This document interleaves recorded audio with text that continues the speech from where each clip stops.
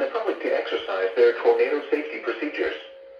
This practice tornado drill will remain in effect until 10 a.m. Eastern Standard Time. There will be no follow-up statements issued. Schools and businesses participating in the tornado drill should exercise their severe weather safety plan now. This test also serves as the emergency alert system required monthly test for March. Broadcasters, in cooperation with local, state, and national authorities, have developed this system to provide the public with important emergency information should the need arise. This concludes the statewide tornado drill and test of the North Carolina Emergency Alert System.